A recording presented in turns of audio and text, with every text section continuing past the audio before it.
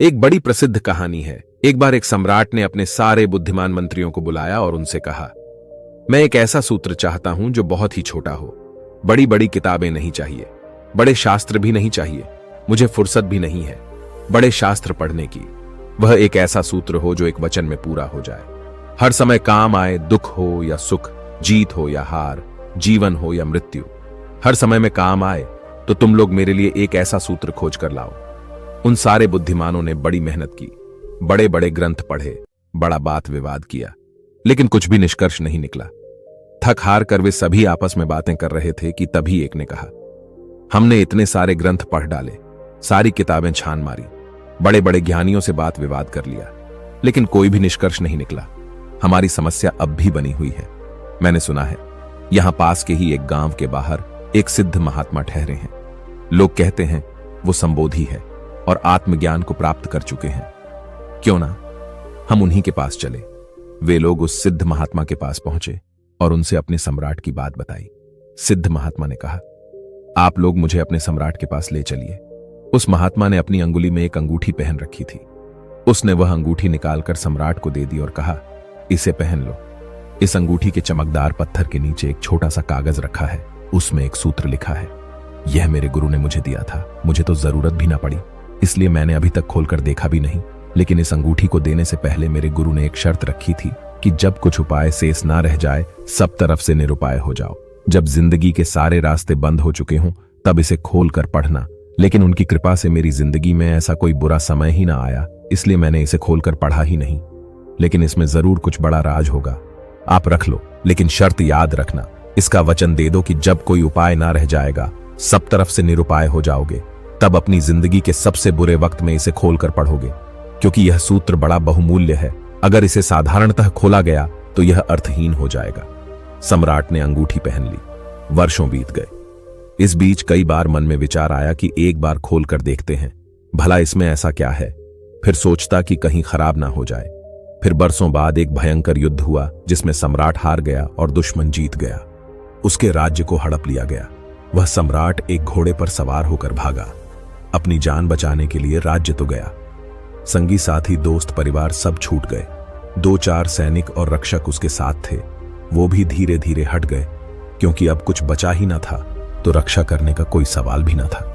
दुश्मन सैनिक सम्राट का पीछा कर रहे थे, तो सम्राट एक पहाड़ी घाटी से होकर भागा जा रहा था। उसके पीछे घोड़ों की आवाजें आ रही थी, टापे सुनाई दे रही थी, प्राण संकट में थी। अचानक उसने पाया कि रास्ता समाप्त हो गया। सामने एक बहुत ही भयंकर और गहरी खाई थी। वह लौट भी नहीं सकता था, क्योंकि दुश्मन के सैनिक उसका पीछा कर रहे थे। एक पल के लिए सम्राट स्तब्ध खड़ा रह गया कि क्या करें। फिर अचानक याद आई।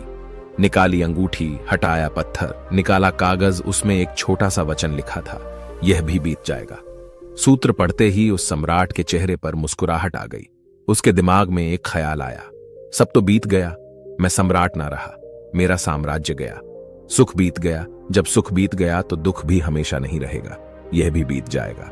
यह पढ़ते ही सम्राट का दिमाग एकदम शांत हो गया। जो शरीर अब तक डर के मारे कांप रहा था, वह एकदम स्थिर हो गया। उसने सोचा, शायद सूत्र ठीक ही कहता है, अब करने को कुछ भी नहीं है। लेकिन सूत्र ने उसके भीतर मानो कोई सोया हुआ तार छेड़ दिया हो, कोई सार छेड़ दिया हो। यह भी बीत जाएगा। ऐसा बोध होते ही जैसे डर का स्वप्न ही टूट गया हो। अब वो व्यग्र नहीं था, बेचैन नहीं था, घबराया हुआ नहीं था। वह शांति से उसी स्थान पर बैठ गया। संयोग की बात थी कि थोड़ी देर तक तो घोड़ों के पैरों के टापे सुनाई देती रही, फिर टाप बंद हो गई। शायद सैनिक किसी दूसरे रास्ते पर मुड़ गए। घना जंगल और बीहड़ पहाड़, उन्हें पता नहीं चला कि सम्राट किस तरफ गया है। धीरे धीरे घोड़ों की टाप दूर हो गई। सम्राट ने अंगूठी वापस पहन ली। कुछ दिनों बाद दोबारा उसने अपने मित्रों को, बचे हुए सैनिकों को वापस इकट्ठा कर लिया। फिर उसने वापस अपने दुश्मन पर हमला किया। उसने जीत हासिल की, फिर अपने सिंहासन पर बैठ गया। जब सम्राट अपने सिंहासन पर बैठा तो बड़ा आनंदित हो रहा था।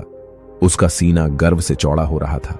उसका मन चिल्ला चिल्लाकर अपनी प्रजा से कहना चाह रहा था कि देखो, मैं वही महान सम्राट हूं जिसने अपना खोया हुआ सम्मान, खोया हुआ साम्राज्य वापस जीत लिया है। मैं एक विजेता हूं। गर्व और घमंड से उसका सिर ऊंचा हुआ जा रहा था कि तभी उस चमकदार पत्थर की रोशनी उसकी आंखों पर पड़ी। उसे उस अंगूठी की याद आई। उसने अंगूठी खोली, कागज को पढ़ा। फिर मुस्कुराया। सारा आनंद, विजय का उल्लास, जीत का घमंड सब गायब हो गया। वहीं एकदम शांत हो गया। उसके वजीरों ने पूछा, आप बड़े प्रसन्न थे, अब एकदम शांत क्यों हो गए? क्या हुआ? सम्राट ने कहा, क्योंकि ये वक्त भी गुजर जाएगा। जब सब बीत जाएगा तो इस संसार में ना तो दुखी होने को कुछ है और ना ही खुश होने को। आज जो भी अच्छा या बुरा तुम्हारे पास है वो सब बीत जाएगा। अगर ये सूत्र हमारे समझ में आ गया तो हम देखेंगे कि सारे सुख और दुख से हमारी पकड़ ढीली होने लगेंगी।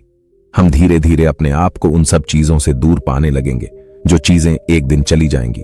क्या अकड़ना, कैसा गर्भ, किस बात के लिए इठलाना सब बीत जाएगा। ये जवानी बीत जाएगी, ये 2 दिन की इठलाहट, ये 2 दिन के लिए तितलियों जैसे पंख सब बीत जाएंगे। ये 2 दिन की चहल पहल है, फिर गहरा सन्नाटा, फिर मरघट की शांति।